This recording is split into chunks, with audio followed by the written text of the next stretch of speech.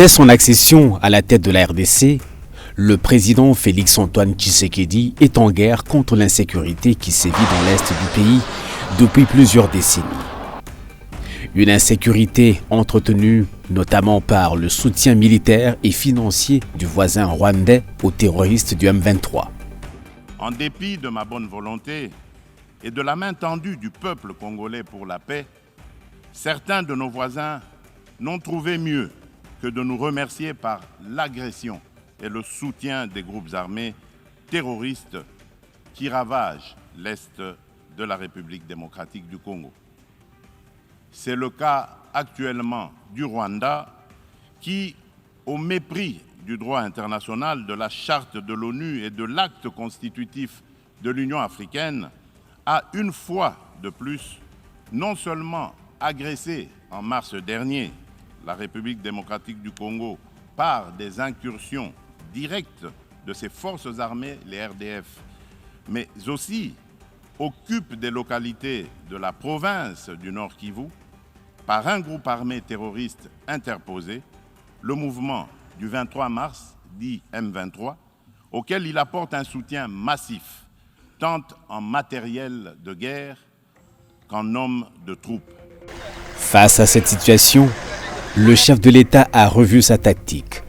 Il a opté pour celle de la paix armée, caractérisée par des offensives diplomatiques et militaires. Cette déclaration faite à Luanda le 31 mai 2022 lors de sa rencontre avec son homologue angolais João Lourenço en est le meilleur résumé.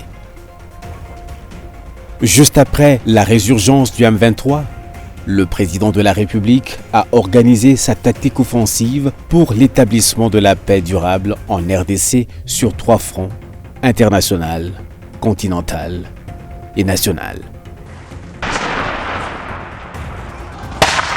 En mai 2022, au cours de la réunion du Conseil de sécurité des Nations Unies consacrée à la sécurité en RDC, le pays avait obtenu du Conseil de sécurité l'irréversibilité du processus de Nairobi. Le Conseil de sécurité de l'ONU avait consacré le programme de désarmement, démobilisation, récupération et stabilisation communautaire PDDRCS, initié par le président Tshisekedi, comme étant la seule voie vers la paix dans cette crise. Le commandant suprême des forces armées de la RDC se montre ferme et imperturbable sur la question de l'intégration des terroristes du M23 au sein de l'armée congolaise. Au stade actuel des choses, je pense que plus personne ne va accepter ces solutions à la va-vite, qui, in fine ou au finish, il faut le dire, ne traitent pas les questions de fond. La même année, la RDC a obtenu la levée par le Conseil de sécurité de l'ONU de la mesure de notification sur l'achat des armes. Alors que le Rwanda continue, comme à l'accoutumée, de nier toute implication dans les récentes attaques du M23, nous n'avons pas de telles unités dans notre armée et nous sommes confiants de le dire parce que nous n'avons aucune intention et aucun plan ni projet de l'armée rwandaise à épauler une cause qu'on ne maîtrise pas de M23. L'ONU confirme en décembre 2022 l'implication du Rwanda aux côtés des rebelles du M23 dans l'est de la RDC. Les États-Unis, quant à eux, ainsi que la Chine, appellent le Rwanda à stopper son soutien à ce groupe terroriste. Dès lors, il devient de plus en plus difficile pour le Rwanda de camper sur son déni d'intrusion dans l'est de la RDC. En même temps, l'État congolais fournit des preuves irréfutables de l'implication de l'armée rwandaise avec la présentation des militaires rwandais capturés sur le sol congolais ainsi que leur matériel militaire abandonné sur le champ de bataille. Vous voyez que ce sont les boards des Rwanda Defense Force. Nous avons récupéré tout ça lors de nos batailles. Ça, ce sont des casques utilisés par les unités spéciales des Rwanda Defense Force. Alors après cette reconnaissance mondiale du soutien du Rwanda au M23, il faut maintenant des sanctions. Je pense que ça, c'est une autre bataille pour la République démocratique du Congo. Parce que sanctionner le Rwanda, on a l'impression que c'est vraiment la plus dure des décisions de la communauté internationale.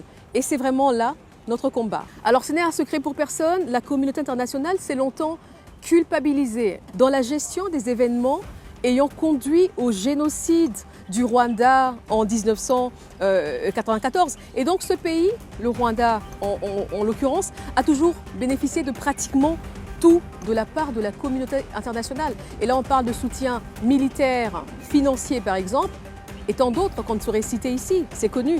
Il est temps que la communauté internationale cesse d'appuyer un pays qui se comporte en terroriste dans un autre pays. Cela n'est pas normal. Nous n'arrêterons jamais de le dire. Le Rwanda n'a pas le droit de tuer en RDC. L'offensive diplomatique du président Tshisekedi a non seulement réussi à mettre à nu la politique de 2 poids 2 mesures de la communauté internationale, mais aussi à révéler les vraies raisons de l'instabilité dans l'est de la République démocratique du Congo. Une nation congolaise instable où règne le chaos et l'insécurité, c'est une aubaine pour presque tout le monde, mais surtout pour ces industries de haute technologie. Alors ses voisins, notamment le Rwanda, en profitent pour installer les chaos en finançant des milices et des groupes armés pour bien évidemment exploiter nos minerais ou les mines de coltan, que ce soit en Ituri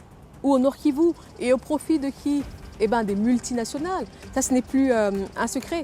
Et on voit comment le monde aujourd'hui ferme les yeux sur ces questions-là. Sur le plan continental, le président Félix a placé la situation sécuritaire dans l'est de la RDC parmi les priorités sécuritaires de l'Afrique. De la Communauté économique des États de l'Afrique centrale, CEAC, en passant par la Communauté de développement de l'Afrique australe, SADC, à la Communauté de l'Afrique de l'Est, EAC, les États se mobilisent dans une dynamique de recherche de la paix et s'engagent à soutenir Kinshasa dans sa lutte contre les groupes armés actifs.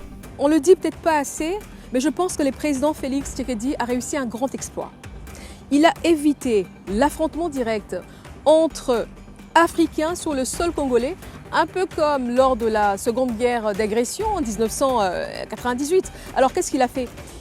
Il a fédéré ces pays en leur démontrant qu'un Congo stable est non seulement bénéfique pour la sous-région, mais pour le continent tout entier. Le président de la République démocratique du Congo s'est également renforcé en interne et a pris sa posture du commandant suprême des forces armées. Plus de 12 000 jeunes ont répondu à son appel en s'enrôlant au sein des forces armées de la République démocratique du Congo.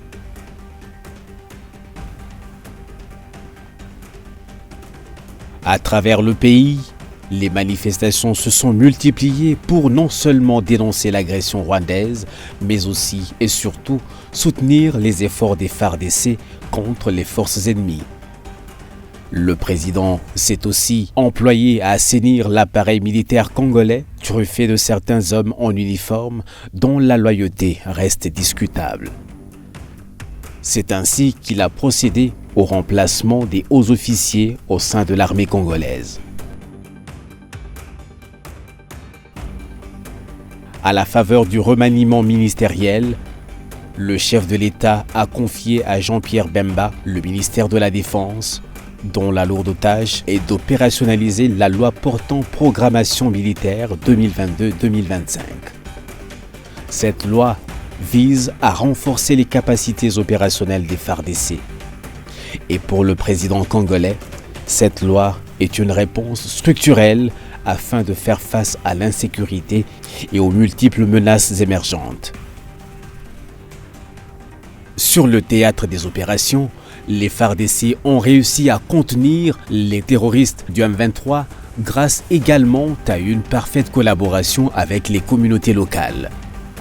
En Ituri, au Nord Kivu et au Sud Kivu, le processus de pacification fait son chemin. On note la reddition de plusieurs groupes qui ont accepté l'appel du chef de l'État à déposer les armes et à rejoindre le programme PDDRCS. Et d'après le baromètre sécuritaire de Kivu publié en 2021, on observe une baisse du nombre de belligérants en RDC.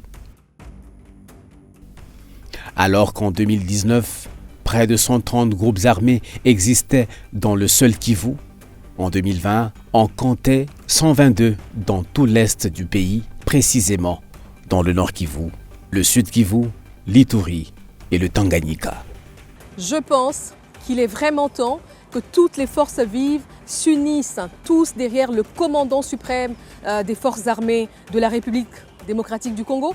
Et cela va démontrer aux agresseurs de notre pays qu'ils feront cette fois-ci face à toute une nation, à toute la République démocratique du Congo. Alors les politiciens doivent également prendre de la hauteur en privilégiant l'intérêt national aux ambitions politiques personnelles.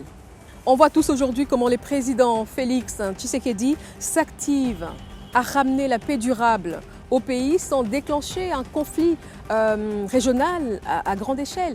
Et cela, il faut le reconnaître, c'est tout de même un équilibre très délicat à maintenir. Et pour cela, nous sommes tous d'accord qu'il a besoin de tous les Congolais, puisqu'il s'agit ici de la survie de notre pays.